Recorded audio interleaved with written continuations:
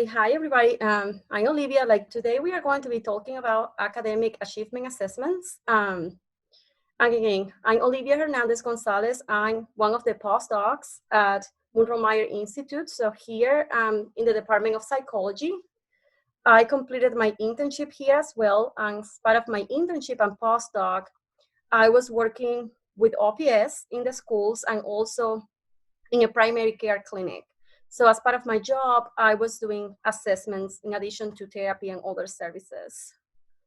We also have Emily presenting today. So I will let Emily to introduce herself and her role at MMI. Hi everyone, I'm Emily DeFouw. I am a pre-doctoral intern here at Meyer, and I'm working with Dr. Megan Morris. So this is the learning objectives that we have for today. So what we are going to be learning. So we are going to understand what is the purpose of academic assessments when we use it. Also, we are going to be talking about 3 different types of academic assessments. Also, we are going to talk about assessing for specific learning disabilities disorders.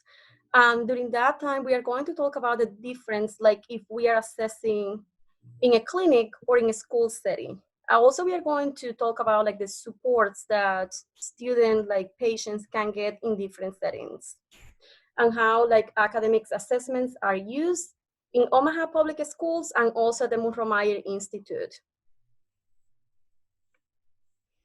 Okay, so we are going to start talking about what are academic achievement assessments. So here, so what they do, they directly assess a student's skills in academic areas.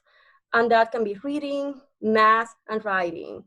Also, those assessments, they tend to be standardized. So that means that we follow kind of a protocol for doing them. And also when we have the results, we convert the scores and we compare students with others the same age or the same grade.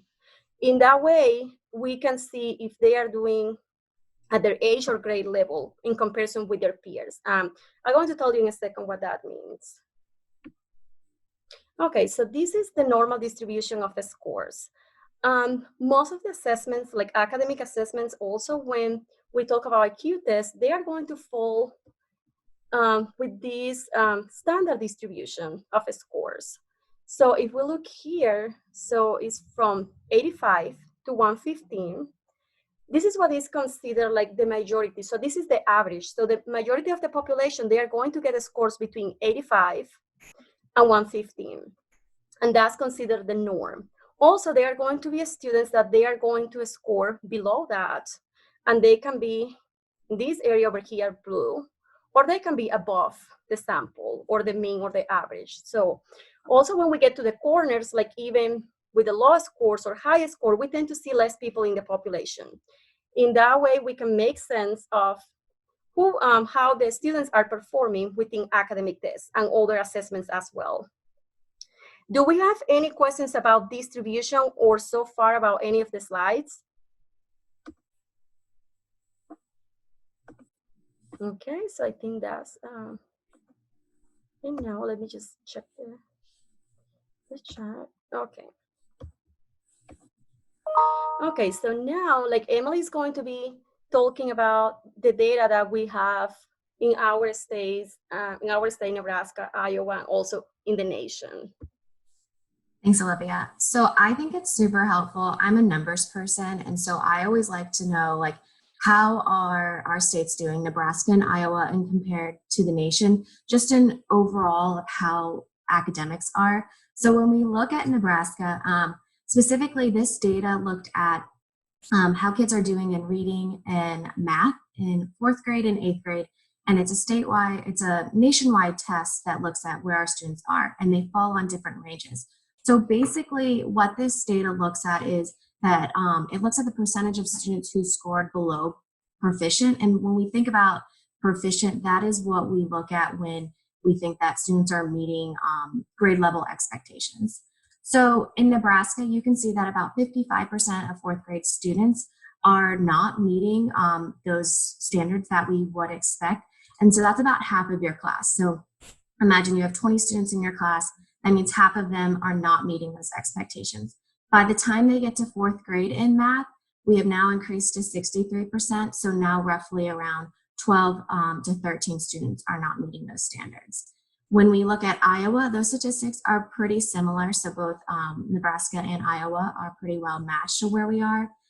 When you compare it to the nation, we are performing better in these two states compared to the nation as a whole, when there's 60% of fourth grade students who are struggling to meet those expectations, and then 67% of eighth grade students.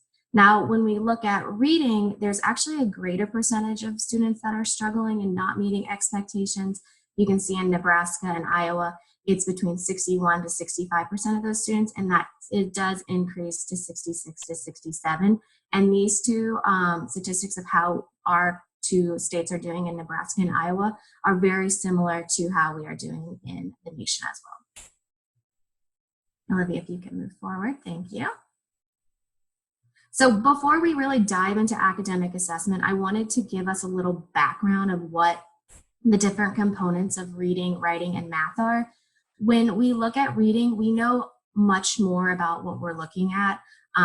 Within reading, there's considered the big five, and the big five has to do with phonological awareness, decoding, vocabulary, accuracy, and fluency, and comprehension. And on the next slide, I'm going to break down what these different components mean. So within phonological awareness, so when you think about phonological awareness, this is what, like, the sounds that we're hearing, what letter sound does A make, that type of thing. These are like these basic readings, these basic reading skills that we need in order to move forward. When we think of decoding, that's when you are able to put the letter sounds together to make words. Vocabulary is basically what we would expect it to be. It's defining the words, what do the words mean? Major component of reading is looking at the accuracy and fluency. Accuracy, making sure that you're reading what you're supposed to be reading, and then fluency, making sure that you're reading quickly enough, because this scale of fluency is really important for comprehension to make sure that you're understanding what you're reading. And again, once we go into the assessments, you'll be able to see which different subtests kind of align with these different components. So within math, on the next slide, we don't know as much about math. This is still an area where we're trying to figure out. So in reading, we have those big five, but in math, we're not quite there yet. But we have 4 proposed components of math that look at the concepts. So this is just those basic principles of math, understanding how operations and relationships work. Then we have our facts, which are those like automatic math facts. So when I ask you 2 plus 2, you can automatically tell me that that's 4. The next component of math is procedure. So these are the different steps that you have to take. I'm sure many of us remember in our math classes when we had to literally do all of the steps and show all of our steps so we could have that procedure to get to the right answer. And then the final component of math, the big idea for that, is problem solving. So being able to understand what the meaning is, those applied problems, you can think of word problems, geometry, that type of thing. And then finally, for writing, there's even less known about writing. The IES, which is the Institute of Education and Sciences, suggests that there's a writing process, and this figure right here shows that the writing process includes planning, generating those ideas, drafting, writing that initial draft, sharing that draft, evaluating it, revising, editing, and publishing. I know many of us in school probably had this writing process, so it's probably pretty familiar to us. But these are just the basic recommendations that the IES recommends, that we should be writing daily. We should be teaching the writing process, teaching students to become fluent with handwriting, spelling, sentence construction, typing, and word processing, and then create an engaged community of writers. So again, you can see, as we had talked about reading, it's very much more clear. Math becomes that we have more research and support. But then when we look at writing, we're just not quite sure. But so just a little overview of what those academic areas are.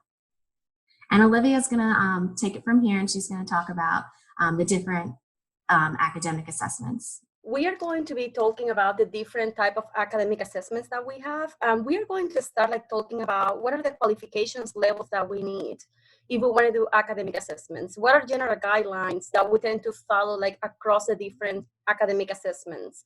We are going to talk about administration rules. And then we are going to be presenting about 3 different type of assessments. Then we are going to have a demonstration and then like a case study. That way, like we can put like everything together with a case study and see how we can use the information that we get from academic assessments. Okay, so we have our first learning check.